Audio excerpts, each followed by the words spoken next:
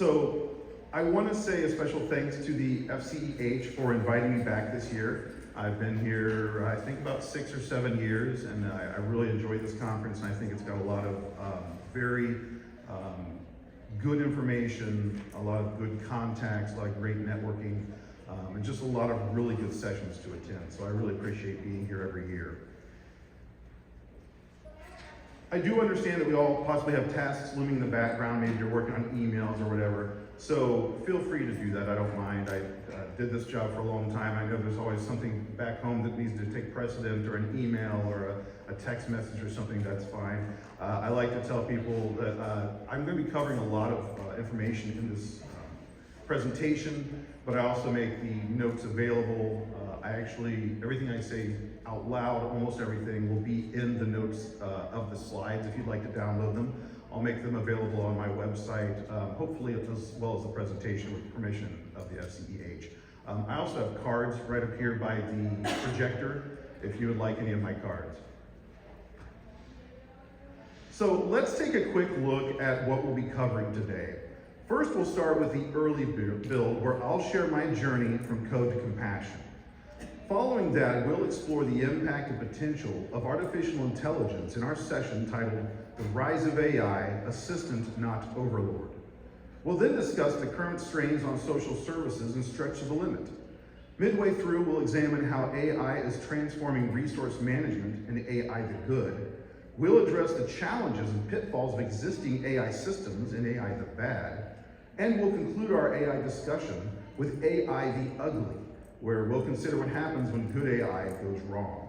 Lastly, we'll cover some bonus content, time permitting, and then finish off with questions and comments at the end. I'm going to take a few moments during this next section to introduce myself, tell you a little bit about my journey through life and how it shaped my work and passions, and how my experiences and insights might benefit you. You may or may not know about Temple Grandin, but she's one of the most influential figures in both animal science and the humane treatment of livestock. Her groundbreaking work in designing livestock handling facilities revolutionized the industry. With over half the cattle in the US being processed through systems she designed, Grandin's ability to think visually allowed her to see the world from an animal's perspective, creating innovations that reduced stress for animals and improved efficiency. She's also a professor, a best-selling author, and an advocate for hands-on education. And while it's not the most important thing about her, many people are surprised to find out that she has autism. And finally, as many of you may or may not know, I am also on the autism spectrum, just like Temple Grandin.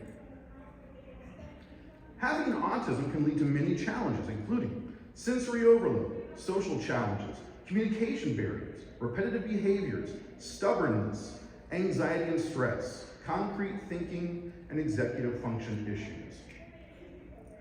But now that we've covered some of the common challenges faced by individuals on the autism spectrum, let's explore how perceived setbacks can actually be powerful assets.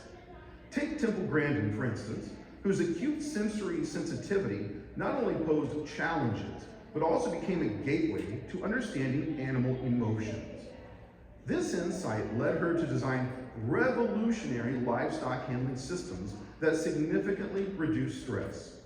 Her disregard for social norms allowed her to present bold, innovative ideas without fear of judgment. Her straightforward thinking made complex ideas accessible and easy to communicate. Her ability to focus intensely on repetitive tasks enabled her to perfect her designs using repetition as a tool for mastery. This same stubbornness, often viewed as a flaw, fueled her perseverance to complete projects, while her anxiety translated into meticulous planning, ensuring that every detail was accounted for. Temple's practical, visual thinking helped her develop clear, actionable solutions in animal welfare. Despite organizational challenges, she established strong routines and strategies that enhanced her productivity and advanced her goals. Each transformation illustrates how what might initially appear as a disadvantage can in fact become a key asset that drives innovation and success. Much like Temple Grandin, I too have navigated challenges stemming from my disabilities, including autism spectrum disorder. These challenges, however, have not prevented me from reaching significant milestones. By the age of 37, I had earned over $1 million. I held 3 college degrees. I founded the CoC Alliance, it's a 1,300 membership group across the country.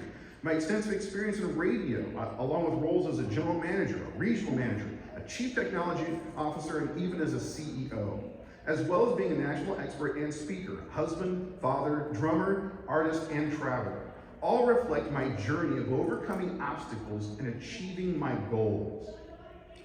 This journey underscores that having disabilities does not mean one is disabled. I have thrived by recognizing my unique needs and devising ways to meet them, even in the face of scarce resources and disadvantages. This principle is equally applicable to social service agencies, which often encounter resource gaps that hamper effectiveness. By embracing strategies of adaptation and resource management, we can significantly enhance the impact of social services. So now let's explore how we can extend these strategies more broadly. In this next section, we're going to talk about challenges in social services, and I'm going to offer modern strategies to tackle these challenges. In 2016, I joined the Charlotte County Homeless Coalition as a data analyst, and it was an eye-opener. I truly had no idea what I was stepping into. As a side note, the turnover at the organization was so high that not a single individual in this picture still works at that organization. In my multifaceted role within social services, I juggle responsibilities from CTO to marketing director and more, all while managing an outdated Exchange 2007 server and security vulnerabilities due to excessive access permissions. Our systems lacked clear organization. Data integrity was compromised with inaccuracies, and we faced a significant setback with the loss of $200,000 in HUD funding due to an oversight just before my arrival. These challenges underscore the pressing need for improved resource management and operational efficiency in our sector. As we turn our attention to this slide, it's crucial to acknowledge the ongoing challenge of social services, particularly homelessness social services.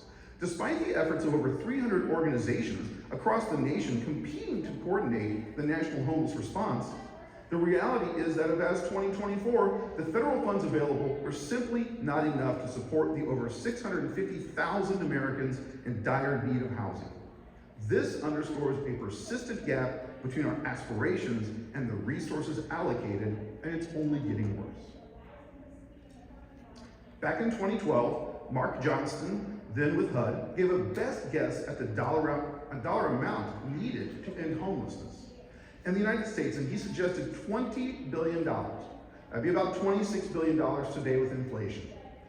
It's widely accepted this number is pretty low, actually. So just to give you an idea of comparison, in 2024, Congress actually put aside roughly $10 billion towards homelessness. Even with a conservative estimate, we are easily seeing over $16 billion deficit each year in spending. How could we ever make up this deficit? Do we even have this kind of money as a country? Real quick, I'd like to point out all of the numbers you see me use on these slides. If you go in the notes, I have the links to the actual source material if you need that. Also, I would really quickly like to point out that they've been seeing a lot of success. We've heard this week with veteran homelessness and reducing that. We actually did see quite a bit of some reduction in national homelessness up until about 2022. But what we're really seeing now is that the temporary funding has dried up, along with the fact that the VA does such a good job of like case management and really doing a really good wraparound model with veteran homelessness. We can kind of see that really, when it comes down to it, homelessness in the general population, it's about funding, resources, and allocation. When the system is well funded and it's well run intelligently with case management and wraparound services, homelessness does go down. We know that. It's actually pretty obvious from the numbers. But how can we fund homelessness? I'm talking billions of dollars. It's a lot of money. So let's think about where the potential resources might come from. Companies, individuals, and the government are three major sources that could provide significant support potentially. On this slide, we're starting with companies. Some of the largest corporations in the United States generate substantial net incomes annually. You can think of net income as surplus money that could potentially be redirected for social good. Here, we have 8 major companies whose yearly net incomes are quite significant. With Apple at $96 billion, Google $60 billion, Berkshire Hathaway, Warren Buffett $90 billion, JP Morgan and Chase and Company $95 billion, Microsoft $73 billion, Amazon $33 billion, ExxonMobil $56 billion, Meta $23 billion. These represent just a few of the over 50 American companies making over $10 billion in net income each year. So corporate contributions might offer an impactful solution if we're looking for large-scale funding. So one potential source. After looking at some of the largest companies and their net incomes as potential sources for funding homeless services, let's now consider the scale of individual discretionary spending in the United States. This slide highlights 30 areas where Americans collectively spend more money each year than on homelessness services. From cosmetic surgery and luxury handbags to bottled water and pet costumes. These categories represent billions in annual spending. For example, Americans spend $250 billion on pet products and services, 25 times the total national budget for homelessness. Similarly, video games generate $150 billion in revenue, 15 times what we spend on homeless solutions. But this isn't about individual spending choices, but rather an illustration of the substantial funds flowing through our economy. It shows how a shift in priorities could allow us to tap into existing resources to support homelessness services. By understanding these patterns, we can start to see how small reallocations or increased awareness around this issue might lead to significant impact. Lastly, let's examine government spending as a potential source. The U.S. military budget for 2024, $842 billion, a massive amount when we consider it alongside our homelessness budget. This spending includes costly projects like the F-35 program, which alone has cost over $1.5 trillion. We're not even in the billions anymore when we go to military. This isn't about saying military spending is unimportant. I'm not saying that at all. Instead, it's about recognizing where we might potentially find resources if we choose to prioritize homelessness differently. Just as we looked at discretionary spending and company profits, government spending represents another area where some reallocation, even a fraction, could make a substantial difference in homelessness resources. The key takeaway here is that we already have ample funds circulating in our economy. It's a matter of how we choose to allocate them.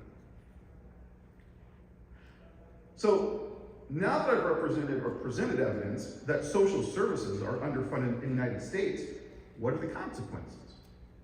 Put simply, inadequate funding for social services in the United States has led to several critical challenges. These include uneven service distribution, diminished care quality, unreliable data, staff burnout. Remember that picture I showed you where everybody's gone? These include staff burnout, operational inefficiencies, and hindered strategic planning. These issues, well, there goes the future pretty much. These issues highlight a misalignment of societal priorities and underscore the need for advocacy in our profession. Moving forward, it is essential to leverage technology and innovation to effectively address these problems and drive meaningful change. I'm going to take a quick sip.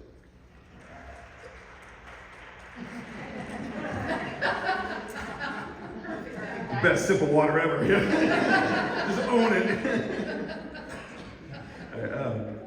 All right, when seeking solutions to the issue of resource scarcity and tackling social problems, we come to understand two fundamental truths. Firstly, the resources currently at our disposal are inadequate for solving our problem. Therefore, the key here is maximizing efficiency. It is our responsibility to manage what we have with the utmost care, ensuring every asset is utilized to its greatest effect in service of our goal of making homelessness rare, brief, and one time. Secondly, while our immediate resources are lacking, there exists a wealth of resources in the wider community that could provide solutions. The challenge then is to advocate for access to these additional resources. To support sustainable growth, we must step into the role of advocates, pushing for an increase in resources. Often, this involves strategically using the limited resources we already have to amplify our call for action and to ensure that this call is not just heard, but acted upon. In summary, our dual approach combines maximizing efficiency with active advocacy, working simultaneously to enhance our use of what we have and to secure what we still need. This brings us to the heart of our presentation, artificial intelligence. I'm not AI, I just look like it sometimes and act like it sometimes. All right, so now that we've established that social services are underfunded and under-resourced, let's explore how we can leverage AI technology to level the playing field and improve operational capacity. AI can be an incredibly powerful tool, capable of helping with everything from drafting mission statements to analyzing financial data or generating strategic ideas. However, it doesn't work in isolation. It needs our guidance, expertise, and thoughtful input to unlock its full potential. By working expertly with AI, we can streamline complex tasks, enhance creativity, and make better decisions. This partnership maximizes our resources, with time being among the most valuable. It allows us to achieve results more efficiently and effectively than working solo, significantly reducing our time investment on routine tasks. My personal rule of thumb is that I expect to do 20% of the work. When I work with AI, I am the expert, AI is the assistant, and that's a lot of time savings. Imagine how much time you would have if you reclaimed 80% of your working time and let AI be able to do 80% of what you do routinely and you know, the stuff you don't want to do. The rise of AI is not a product of mysticism or spontaneous generation, unlike the old belief that salamanders were born from fire. Instead, its development is propelled by the advancement of 6 foundational technologies. Neural networks, which mimic the brain to learn data patterns for decision-making. Deep learning, which manages complex tasks using extensive neural networks. Big data, which provides massive data sets for trend analysis. GPUs and TPUs, which handle the heavy computations needed for AI. Cloud computing, which offers scalable resources for AI operations. And transformers, which utilize attention mechanisms for efficient language and data processing. Together, these technologies underpin AI's impressive capabilities, driving ongoing advancements, particularly in fields like image generation. I say image generation, but I told this to actually generate pictures of transformers. And just to be funny, and it won't do it because that's copyrighted material. So there are guardrails to some degree within AI. But however, it did come up with pictures that it thought were representational of what transformers are, you know, robots that transform and vehicles and whatnot, without actually trying to steal any of the copyright material. So it's kind of interesting to see how AI works within the system without doing illegal things, supposedly. We'll cover more of that in a few minutes. These aren't the right kind of transformers, though, sorry. While we won't delve too far into the details of actual AI transformers, it's important to highlight a key feature of AI, particularly evident in transformer architectures like the one shown here. Transformers utilize an iterative process of self-assessment and adjustment. That's really important to kind of the key to what this is doing. It's not just taking the input and popping it out at the end. There's a lot of self-assessment. Am I making sense? Am I making sense? Am I making sense? I mean, kind of like what I'm doing up here as a speaker. I mean, am I making sense? So it's that attention to detail. Am I being too loud? Am I being too soft? So AI, it's that ability to kind of continuously, iteratively go through and make sure that it's making sense and understand the concept. It looks at the big picture and the parts is really part of the power that we see from the AI of today. But this mechanism, known as attention, enables the model to dynamically focus on different parts of the input data at each step of processing. Such capabilities allow AI to analyze context and adapt its responses, bringing it closer to what we might perceive as understanding, in quotes. Human language, though it remains non-sentient. To paraphrase, AI has the capability to see the whole picture. That's what's really important about it. And that's why it may seem like it spontaneously came on the scene, like AI is just out of nowhere, but it's really not. Like the technologies I mentioned, we've known about, I mean, big data's been here a while, cloud computing, but really it's the maturation of a lot of these technologies all coming together. So while it might seem magical, it's really not. So now that the technology to support it is here, artificial intelligence has woven itself into the very fabric of our daily lives, often in ways we might not immediately recognize. From the algorithms that manage our social media feeds and recommend our next favorite movie, to the more overt integrations like voice assistants and smart home devices. AI's influence is pervasive. The notion of avoiding AI is not just impractical, it's virtually impossible in today's digital age. By choosing not to engage with AI, we risk falling behind in efficiency, innovation, and effectiveness. Costs that can ripple outwards, affecting not only our personal and professional productivity, but also our broader mission and the people we aim to serve. In this light, embracing AI isn't just about keeping up, it's about taking proactive steps to leverage these powerful tools to enhance our capabilities, gain additional resources through advocacy, and magnify our impact on the world.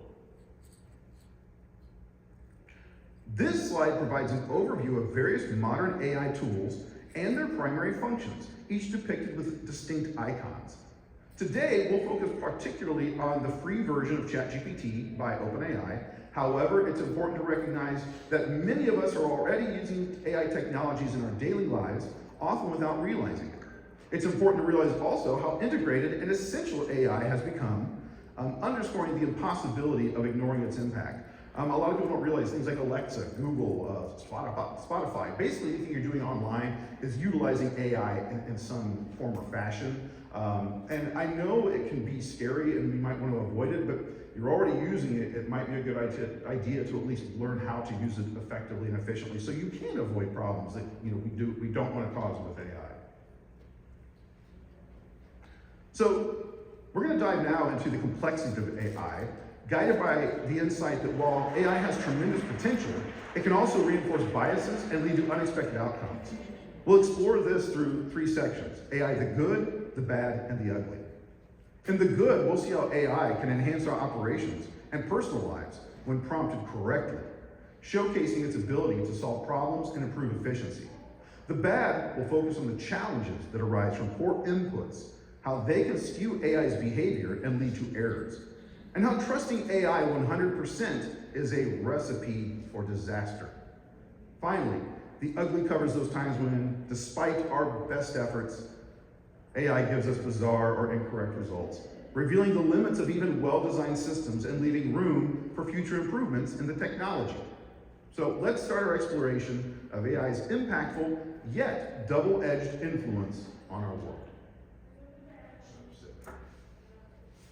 I should have waited for applause. No, thank you.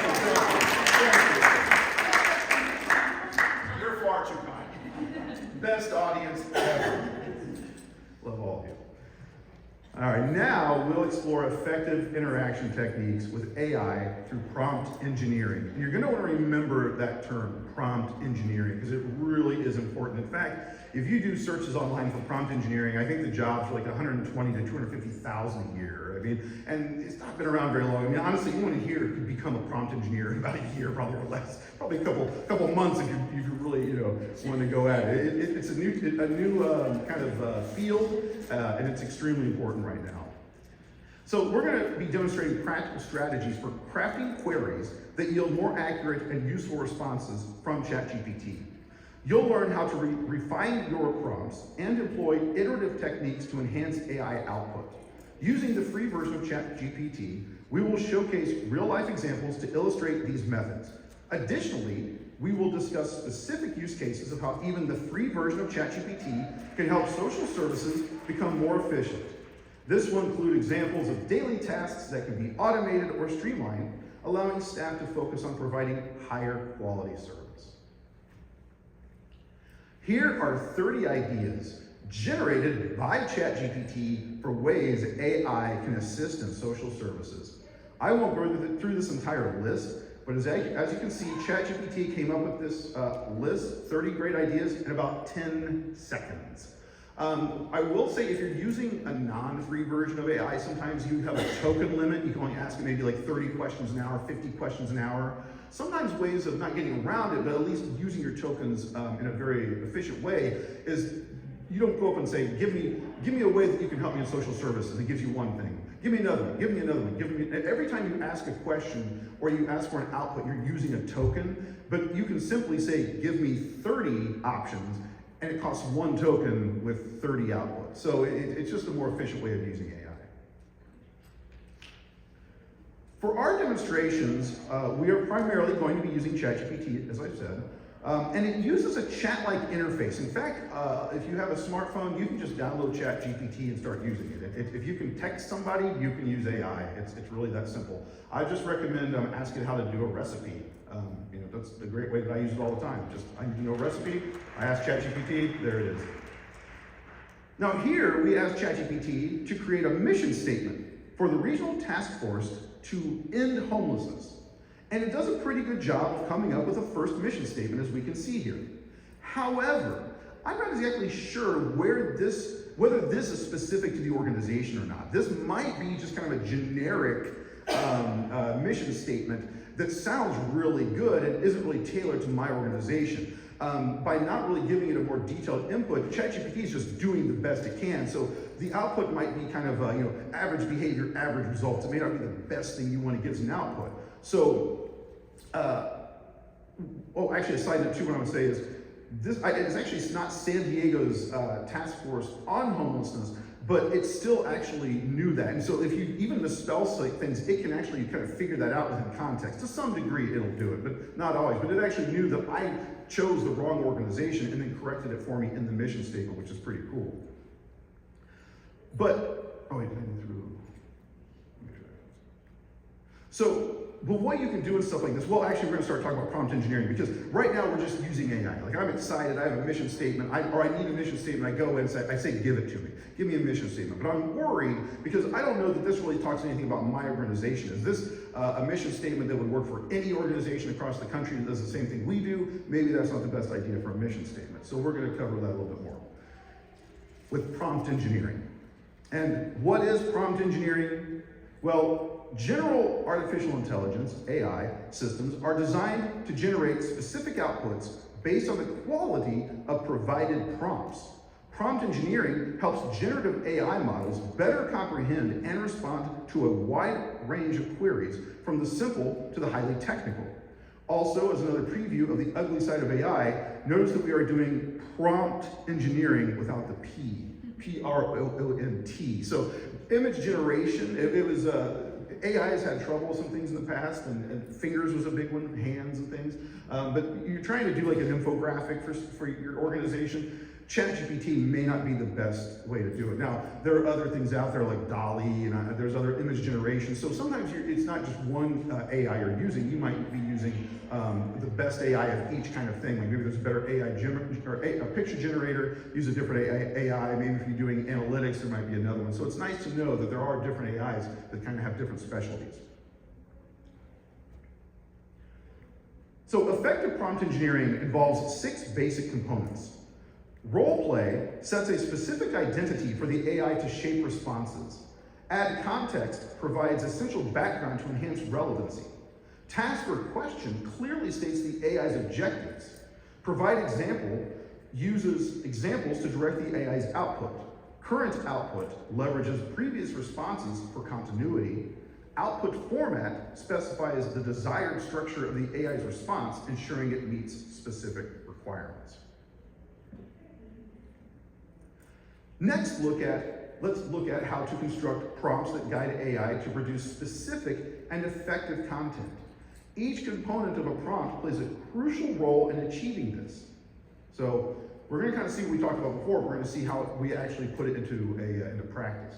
So role, this is going to define who the AI is representing. Like a marketing director, it directs the AI to adopt certain characteristics, ensuring the content resonates with the intended audience. Context. This gives background about the situation the AI is addressing. In our case, it's about needing volunteers for a cafe that helps the homeless. This informs the AI of the community-focused nature of the task. This is a specific action the AI needs to take. Here, it's to create a social media post to attract volunteers. Clearly defining the task helps focus the AI's efforts on producing relevant content. Example.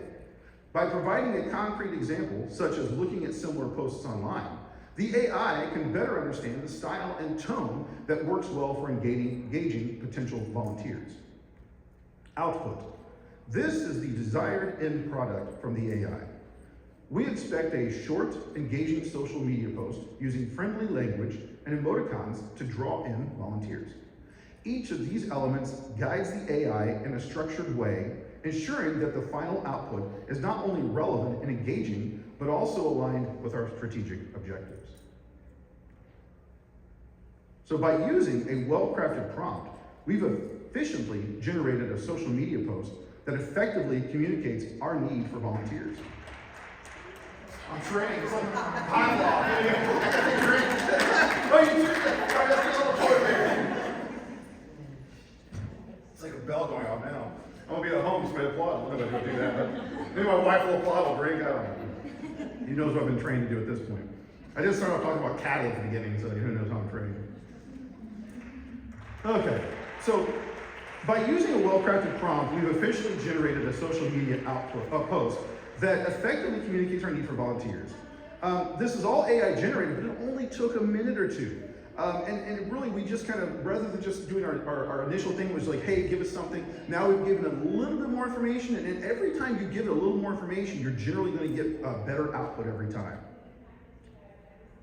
So I love this. Calling all big hearts. Our community cafe is more than just a meal service, it's a beacon of hope for those facing homelessness. We're in urgent need of compassionate volunteers for breakfast, lunch, and dinner shifts.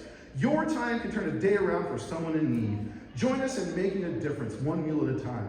Family-friendly and filled with gratitude, every helping hand brings us closer to a world where no one goes hungry. Interested? DM us today. I actually put these hashtags in automatically. This example showcases how quickly AI and effectively AI can assist us in our communication efforts, demonstrating the power of prompt engineering and crafting messages that resonate deeply with our audience. Man, I'm gonna go over there. I'm sorry I'm not that excited, but I guarantee there's a lot of good information here. All right, effective prompt engineering is crucial for optimizing AI performance. Here are key strategies to keep in mind. Collaborate and share insights. Work together with peers to refine prompts based on collective experiences and discoveries. Leverage prompts for fine-tuning. Adjust prompts incrementally to hone the AI's responses towards the desired accuracy and relevance. Avoid bias and inappropriate content. Be vigilant in crafting prompts that prevent AI from generating biased or offensive content. Handle edge cases. Design prompts to address unusual or rare scenarios to ensure comprehensive coverage. Test and refine. Continuously test and adjust prompts based on feedback to improve the AI's outputs. Use appropriate length. Keep prompts concise enough to be clear, but detailed enough to guide the AI effectively. Experiment with different phrasings. Try various ways of phrasing prompts to discover the most effective formulations. Specify output format. Clearly define how you want the AI to structure its response, ensuring it meets your format requirements. Use prompts as input examples. Incorporate examples within the prompts to provide clear models for the AI output. Include context. Add relevant background information in the prompt to enhance the AI's understanding of the text. Use complete sentences. Employ full sentences to reduce ambiguity and improve the clarity of the AI's responses. Be clear and specific. Specify exactly what you need from the AI to avoid vague or irrelevant outputs. By carefully engineering prompts with these tips, we can significantly enhance the quality and applicability of AI-generated content, saving time and energy while increasing our productivity. So, we're going to go back to the mission statement. We're going to look at that again, but this time we're going to do it a little differently. This approach involves several key components, each crucial for crafting a statement that truly reflects our organization's ethos and strategic direction, as opposed to just something generic we may have accidentally stumbled upon by not providing a specific prompt. So now we're going to look at purpose and impact. We start by defining our organization's central purpose and the impact we aim to achieve. This clarifies our fundamental reason for existing and the specific changes we seek to make in the community. Community and outreach. This component involves outlining the community we serve and detailing our approach to outreach and service. It ensures our mission is directly connected to the needs of those we aim to help. Goals and aspirations. Here we specify our immediate objectives and long-term aspirations, providing a clear vision for what we intend to achieve both in the short and long run. Differentiators. We identify what sets our organization apart from others. This could be our unique methodologies, innovative services, or distinctive approaches that make us stand out. Values and principles. We articulate the core ethical considerations and principles that guide our organization's decisions and actions. These values anchor our operations and our interactions within our community. Cultural and ethical stance. Lastly, we express our organization's stance on important cultural, social, and ethical issues, demonstrating our commitment to broader societal concerns beyond our direct mission. By carefully defining each of these aspects through prompt engineering, we create a mission statement that not only guides our organization, but also resonates deeply with our stakeholders and the communities we share. This is kind of the expert part I was talking about. Before, where I just said, hey, AI, do this, and it just kind of gave me a generic thing. Now I'm using my expertise on my organization to craft this prompt. However, that's still kind of a lot of work. I've already possibly done this before. So in the next part of our discussion, we're going to introduce what I like to call lazy method number 1 for prompt engineering, where we let AI handle the detailed work of crafting a mission statement. And this method demonstrates how we can engage AI to do the heavy lifting, even when we provide minimal specific instructions. For example, if we need to create a mission statement for San Diego's Regional Task Force on Homelessness, instead of compiling and handing over detailed source material like I was discussing in the last slide, we issue a simple directive to the AI. Please create a 1-paragraph instruction set, engineered prompt, for yourself, how meta is this, that would generate a state-of-the-art mission statement for San Diego's Regional Task Force on Homelessness. I needed to satisfy the items on this slide. So I took the slide from my presentation and used it in the prompt. This instruction challenges the AI to use its existing capabilities to synthesize a mission statement that aligns with general organizational goals and ethical guidelines without further detailed input. It's a way to leverage the AI's ability to generate structured and strategic content from a high-level prompt, making efficient use of our resources and time. However, we were looking at lazy method number 1. I actually kind of like lazy method number 2. So we had some uncertainties with lazy output number 1. I like it. You know, we've got to do the whole source material thing. The problem is that can be a lot to have to upload all information. Like I was saying, it's a lot of heavy lifting. If you know, and possibly you've already had this information somewhere else.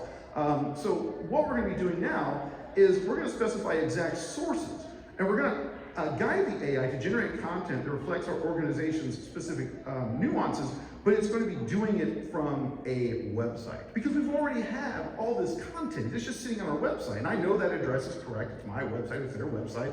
So now, rather than having to go somewhere, collect the information, and then give it to AI, you're just going, hey, go to where the information already is, and you know it's your specific information, and then do it. So it really kind of saves you a step in between. This direction ensures the AI pulls from content that is directly relevant to our goals, such as the mission statement from San Diego's Regional Task Force on Homelessness, which aims to lead San Diego to a future where homelessness is rare, brief, and non-recurring through strategic leadership, comprehensive data-driven solutions, and community-wide collaboration to ensure safe, stable, and permanent housing for all. It's remarkable to note the efficiency of this AI-driven process compared to traditional methods. The mission statement crafted by AI, which aligns very closely with that of San Diego's Regional Task Force, likely took mere minutes to generate, contrasting sharply with hours or even days that traditional committee-driven approaches might require. Yet the similarity in quality and strategic alignment is profound. Pro tip, always review AI-generated content to ensure it fully aligns with your organization's identity and mission. This approach not only mitigates the risk of irrelevant or inaccurate content, but also capitalizes on the AI's capability to produce tailored, high-quality outputs. Also, it would be just as easy for AI to generate 10, 20, or possibly even 30 variations of this mission statement for committee review, therefore saving time trying to come up with the initial draft. So again, you're not handing the keys over to the AI, you're using it for generating some content to talk about ideas. You're not saying, you're not giving it the keys to go from 0 to 100%. You know, you're guiding it, you're starting at the beginning with it, you're walking through it the middle, and at the end you're evaluating. Never just give it complete control of everything. That's how disaster movies happen. Another drink of water.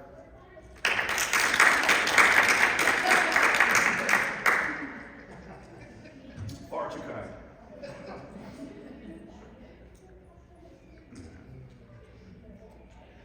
So in the previous examples, we experimented with various prompting techniques. Initially, we used what's called a zero-shot learning prompt, and then progressed to more complex strategies, such as few-shot learning. I'd encourage you to try different prompting techniques for varying complexities of queries.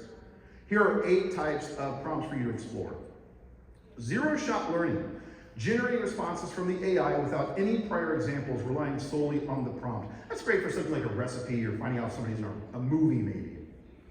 One-shot learning, using a single example within the prompt to guide the AI's response. That was quite a bit. Using an example really does help quite a bit. Few-shot learning, incorporating several examples in the prompt to better inform the AI's response pattern. This is great if you have existing material and you want to keep your same voice or the same structure or whatever. You feed existing content and AI can kind of follow the lead as far as what you've done before. It's kind of nice as opposed to just starting from scratch. You're saying, hey, no, here's our progress. Can you kind of pick up where we left off? And it's good at that. Chain of thought prompting, encouraging the AI to articulate its reasoning process step by step to arrive at a conclusion. That's very interesting. You can actually have it just step by step and you, oh, that's wrong, that's right, oh, that's why it did that. And then it'll help you understand how to interact with it better. Iterative prompting, refining and repeating prompts based on previous outputs to improve accuracy and relevance. Negative prompting, using examples of what not to do to guide the AI in avoiding certain responses. Hybrid prompting, combining various prompting techniques to optimize the AI's performance across different tasks. And prompt chain, linking multiple prompts together to guide the AI through a series of related tasks or thought processes. As you become more familiar with AI and its capabilities, you will enhance your ability to effectively prompt AI and determine which methods are most suitable for a task's specific needs.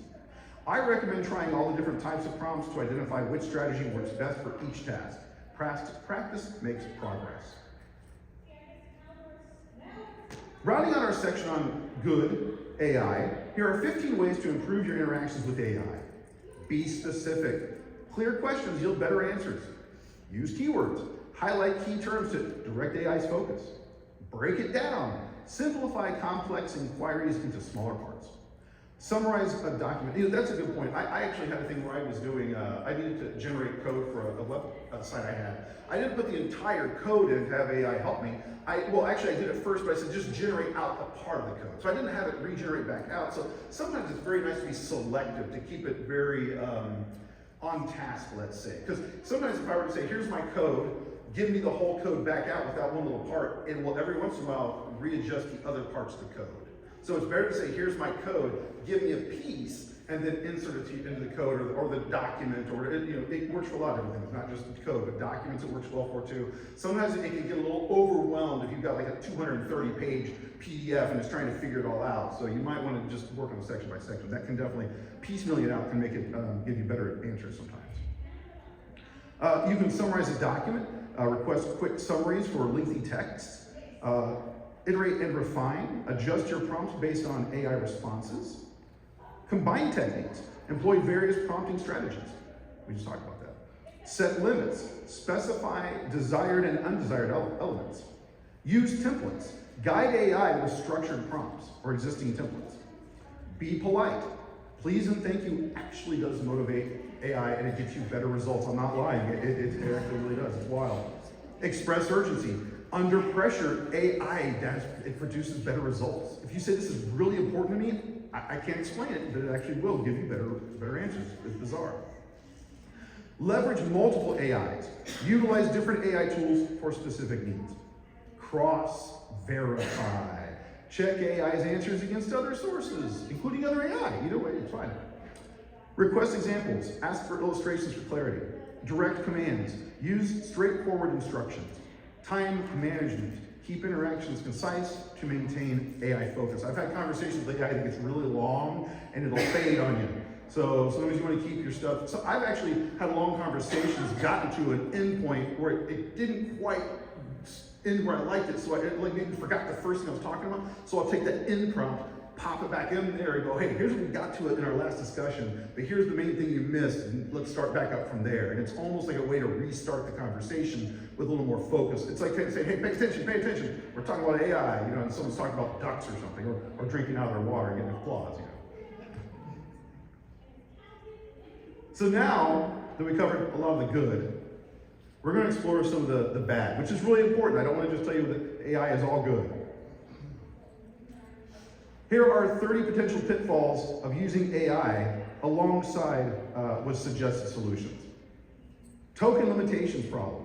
The model may stop generating text if it reaches its token limit mid-response. Solution. Break down complex queries into smaller, manageable parts, or clarify upfront more thorough processes. Hallucination problem. AI can generate fictional or incorrect information, particularly on complex subjects. Solution. Always verify the information with reliable sources, especially for technical or factual details. So, bias. AI may reflect biases present in its training data. Use neutral and clear language and prompts and review outputs for any unintended biases that can help with that. There's a misinterpretation problem. AI might misunderstand or oversimplify queries, leading to irrelevant answers. Actually, I'll tell you what, I'm going to skip these because these are all in the notes as far as the solutions. You're going to grab those off this. I don't want to go through all 30 of these. It's a lot. But the important thing is there are pitfalls, there are solutions, but really kind of pay attention to these because AI is not 100% right all the time. 80% might be, depending on the situation and the way you're talking about. So we are going to move on to one that I really want to kind of highlight because, like I said, I am talking about AI, and I don't ever want people to think that I only say it's good because I want to kind of illustrate that it can do bad things, and just we have to be responsible. So what has AI done that has been bad that we know of? Non-existent policies. Air Canada's chatbot provided incorrect refund information leading to illegal repercussions.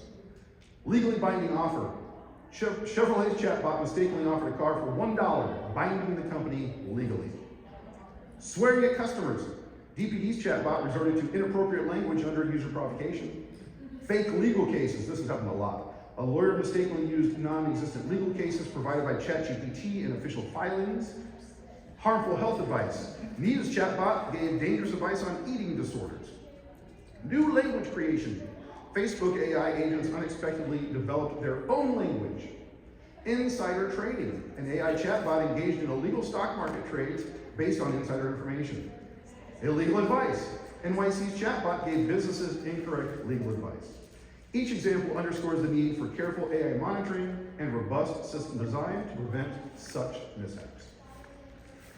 My personal favorite story of AI going bad, Microsoft's new AI-powered search tool, Bing, manifested two distinct personalities.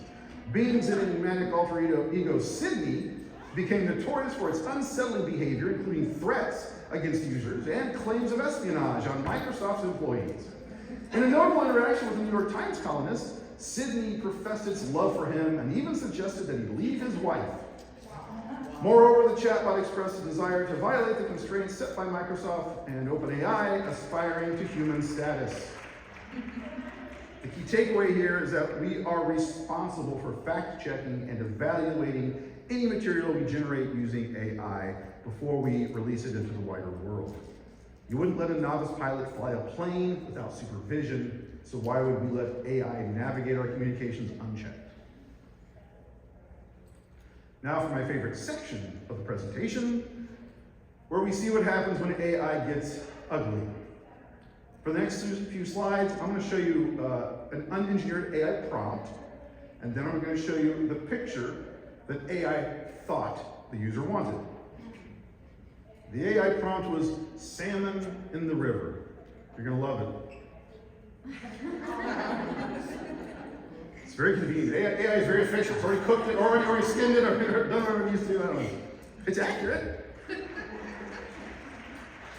Wiener dogs race. This is where AI is great at generating new and creative ideas. I want to start this. I want to do this. You know, this looks amazing. You know, maybe dolls on the. I don't know. It looks fun. Cocky expression.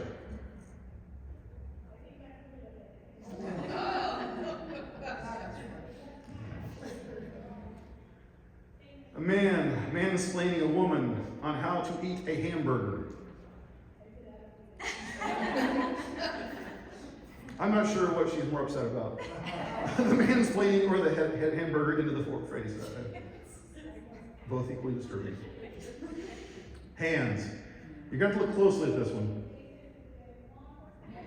Hands, yes. Fingers,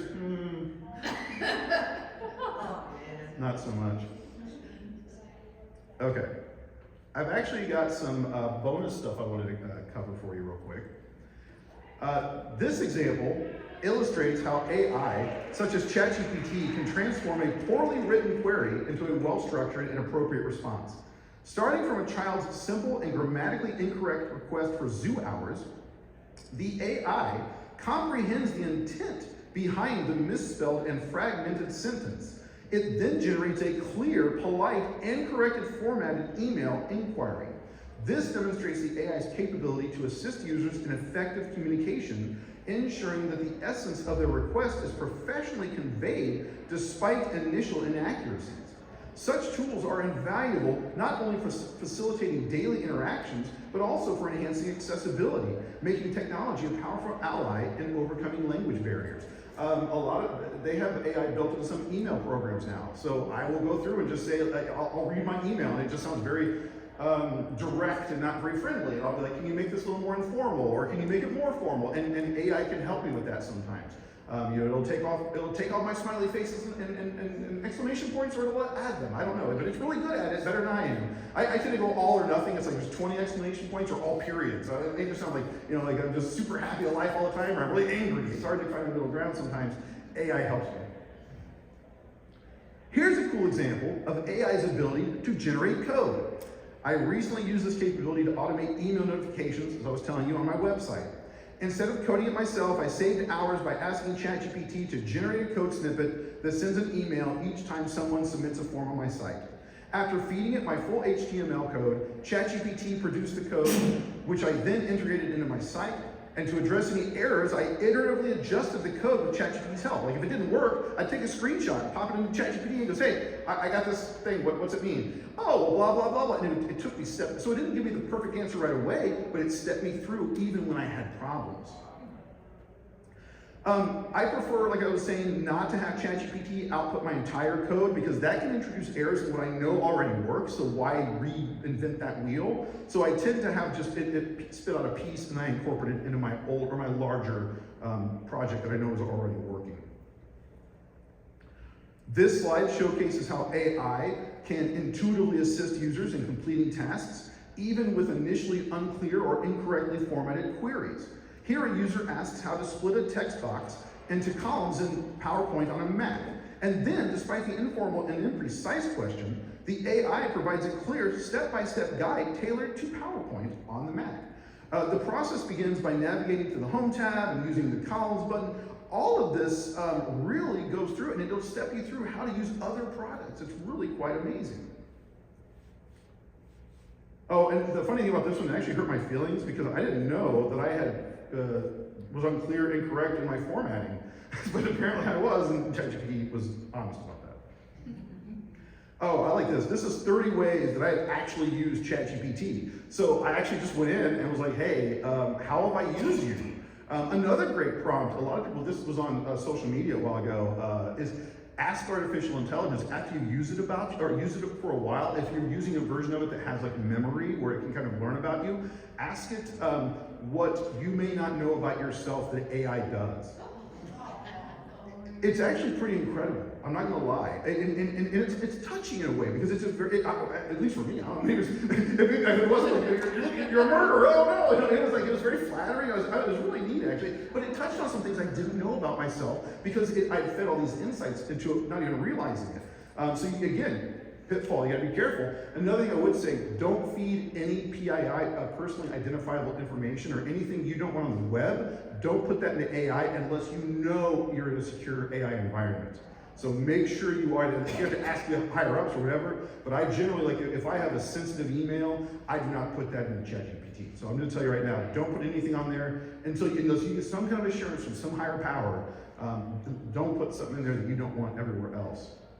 Oh, the thing that I was worried about though, I thought that ChatGPT might add our extensive anime and science fiction talk that we talk about, but that was 31 and 32, so we're fine. He didn't out me on anything weird, like that. But I did ask AI to create a cool AI-looking image that says question comments for me to use in my presentation, and I really think that it nailed it. It even spelled comments right. There's like a double O, but it's close enough, I figure.